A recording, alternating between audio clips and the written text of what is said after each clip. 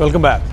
ఏం నేనొక్కనే మాట్లాడాలా, మీరెందుకు గళం విప్పరు అంటూ జనసేన నేతలకు పవన్ కళ్యాణ్ తీసుకున్న క్లాస్ వర్కౌట్ అయినట్టుగానే కనిపిస్తోంది. వార్ రూమ్లో కాకుండా ప్రజాక్షేత్రంలోనే కాస్త స్ట్రాంగ్గా ప్రశ్నించడం, జనసేన నేతల్లో సుదీర్ఘకాలంగా గూడు కట్టుకున్న పెద్ద నిశ్శబ్దాన్ని గట్టిగా బద్దలు కొట్టినట్లయింది. సబ్జెక్ట్ ఉండి వ్యూహాలు రచించగల నాయకులు మౌనాన్ని వీడి ప్రజల్లోకి రావడమే కాదు, ప్రత్యర్థుల విమర్శల్ని తిప్పికొడుతున్నారు. ఇప్పుడు జనసేన గ్యారేజ్ని కొత్త నేతలతో నింపేందుకు శ్రమిస్తుండడంపై పొలిటికల్ సర్కిల్లో ఇప్పుడు ఈ విషయం గురించి ఇంట్రెస్టింగ్ డిబేట్ నడుస్తోంది. ఇంతమంది ఎమ్మెల్యేలు, ఇంతమంది ఎంపీలు ఉన్నారు, మీరు ఎవరు నోరు తెరవకపోతే నేను ఏం చేయని చెప్పండి మీ అందరికీ. నేను రానా రోజు? ఏం చేస్తున్నారు మీరందరూ? మీకు పౌరుషం లేకపోతే ఎట్లా? ఎస్, ఈ ఒక్క డైలాగ్ జనసేనను షేక్ చేసింది. పార్టీ అంటే నేనొక్కడినేనా, మీరేం చేస్తున్నారు అన్న క్వశ్చన్ నేతలను ఉలిక్కిపడేలా చేసింది.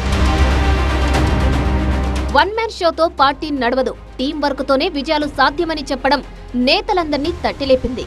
ఫలితమే నేతలంతా అలర్ట్ అయ్యారు. అధికారంలోకి వచ్చినప్పటికీ జనసేన వాయిస్ జనాల్లోకి బలంగా వెళ్లట్లేదన్న వాదన గట్టిగా వినిపిస్తుంది. జనసేనలోని ఎమ్మెల్యేలు, ఎంపీలు అందరూ ప్రజా సమస్యలపై మాట్లాడగల సత్తా, సబ్జెక్ట్ ఉన్నవారే. అందులో వ్యూహాలు రచించగల సీనియర్లు ఉన్నారు. ప్రత్యర్థుల నుంచి వచ్చే ప్రతి విమర్శకు క్షేత్రస్థాయిలో ధీటుగా బదులివ్వగల నేతలు ఉన్నారు. అలాంటి వాళ్ళు వ్యూహాత్మక మౌనం వహించడం అందరినీ ఆశ్చర్యపరుస్తుంది. అటు జనసేన అధినేత డిప్యూటీ సీఎం పవన్ కళ్యాణ్ సైతం ఈ విషయం ఇరిటేట్ చేసింది. అందుకే అందరి ముందే పవన్ కుండబద్దలు కొట్టారు. మంచైనా చెడైనా అందరూ మాట్లాడాలి కదా అంటూ నేతలపై సీరియస్ అయ్యారు. ఫలితంగా నేతలంతా ఫుల్ అలర్ట్ అయ్యారు. ఈ మధ్య ఫుల్ యాక్టివ్ అయ్యారు మంత్రి కందుల దుర్గేష్. ప్రభుత్వ పాలనను ప్రజల్లోకి తీసుకెళ్లడమే కాదు, ప్రత్యర్థుల విమర్శలను గట్టిగానే తిప్పికొడుతున్నారు. అటు ఎమ్మెల్యే బొలిశెట్టి శ్రీనివాస్ సైతం తన గళం వినిపిస్తున్నారు. సాయి కృష్ణ కేసు వరకు అన్ని అంశాలపై మాట్లాడుతున్నారు. విపక్ష వైసీపీపై విమర్శలు గుప్పించడమే కాదు, తనదైన స్టైల్లో సెటైర్లు కూడా వేస్తున్నారు బొలిశెట్టి.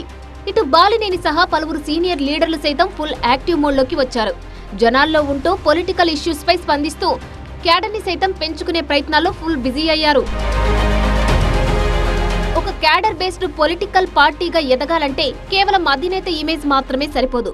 ప్రతి ఇష్యూపై పార్టీ అధికారిక స్టాండ్ ఏంటో స్పష్టంగా తెలియజేసే టాకింగ్ టీం కావాలి. కానీ జనసేనలో ఆ తరహా స్ట్రక్చర్ ఇంకా పూర్తి స్థాయిలో బిల్డ్ కాలేదన్న అభిప్రాయం ఉంది.